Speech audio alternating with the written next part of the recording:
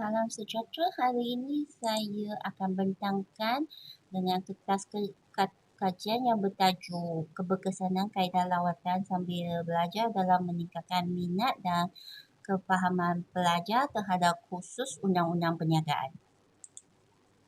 Dalam kertas kajian kita telah dibagi kepada 5 bahagian. Pertama tu adalah pengenalan, kedua tu kajian literature, number 3 is metodologi kajian, number 4 dapatan kajian dan perbincangan, number 5 adalah kesimpulan. Untuk pengenalan first part tu, kita akan menerangkan penyataan masalah kita. Khusus berkaitan undang-undang sering dikategorikan kepada satu kursus yang boring, membosankan dan sukar untuk dipelajari, dan tahap pencapaian pelajar juga kurang memuaskan, memperangsangkan bagi kursus ini.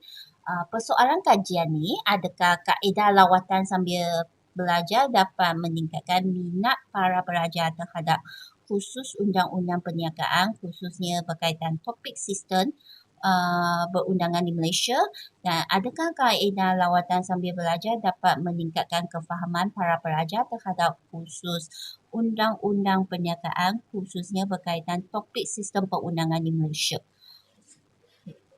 Untuk objektif kajian, kita telah menilai keberkesanan kaedah lawatan sambil belajar dalam meningkatkan minat dan kefahaman para pelajar terhadap khusus undang-undang perniagaan, khususnya berkaitan topik sistem perundangan di Malaysia. Okay, number 2 tu kita akan tengok kepada kajian literature. Kajian literature kita telah fokus 3 bahagian, iaitu lawatan sambil belajar, minat pelajar, kefahaman pelajar.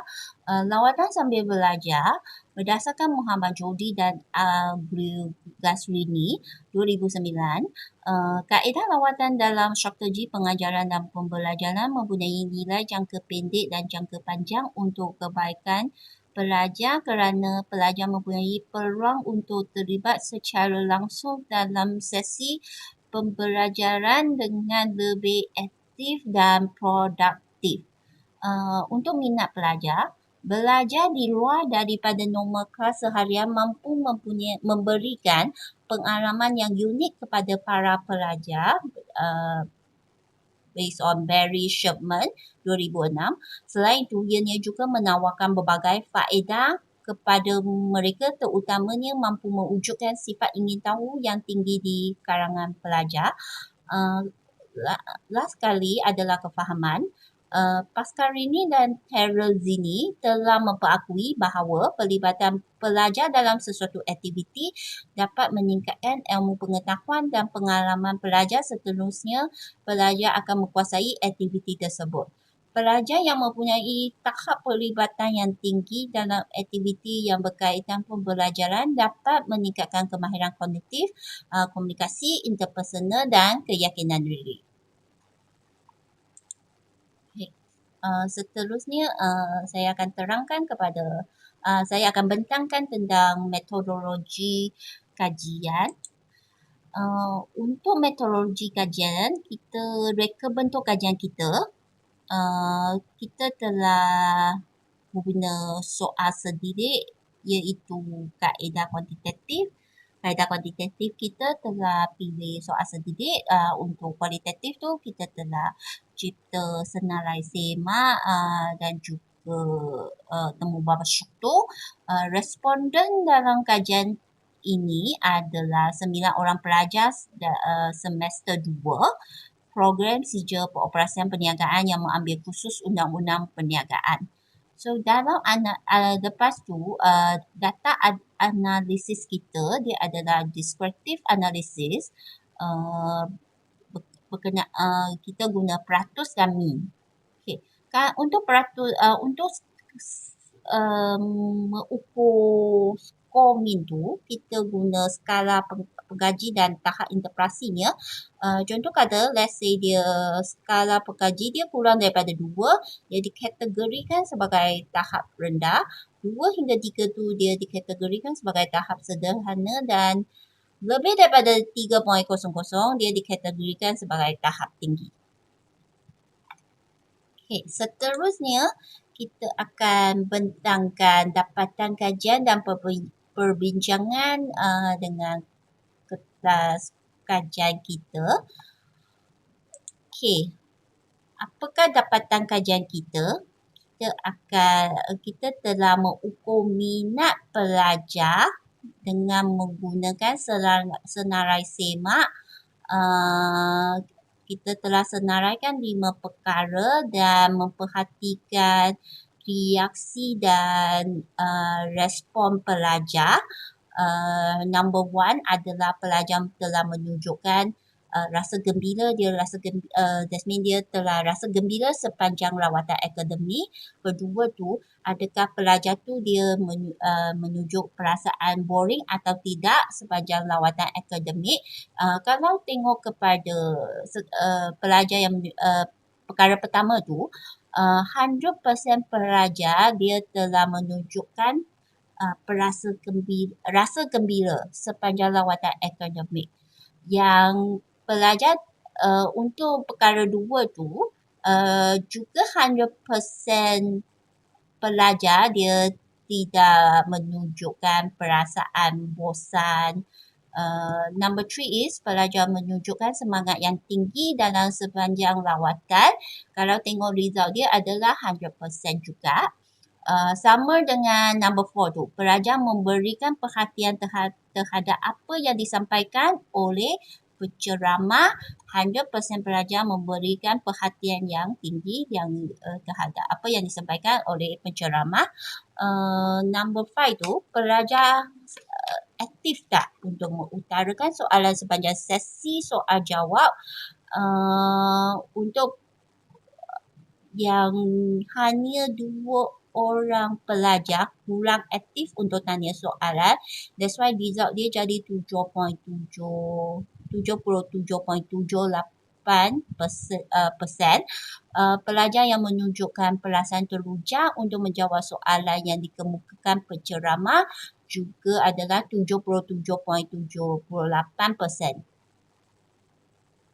Okay, seterusnya kita akan mengukur kefahaman pelajar. Untuk mengukur kefahaman pelajar, kita telah menggunakan skala SCORMIN. So, perkara yang kita diambil kira adalah lawatan akademik ini mencapai hasil pelajaran yang ditetapkan. Skornya adalah 4.0, iaitu paling tinggi dalam skala SCORMIN tu. Aktiviti pembelajaran yang dilaksanakan adalah sesuai sepanjang lawatan akademik ini juga adalah 4.0. Tempat lawatan adalah sesuai sepanjang lawatan akademik ini 3.89. Tempat lawatan memberikan banyak maklumat yang sesuai dengan hasil pembelajaran 3.89. Penganjur menyampaikan maklumat dengan menarik dan berkesan 4.0 skornya. Peningkatan pemahaman saya terhadap hasil pembelajaran meningkat berbanding sebelum menghadiri program 3.89.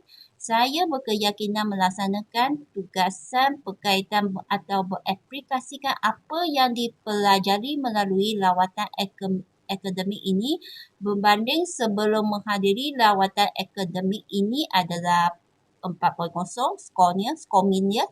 So, pada keseluruhannya, program lawatan akademik ini adalah berjaya dan bermanfaat.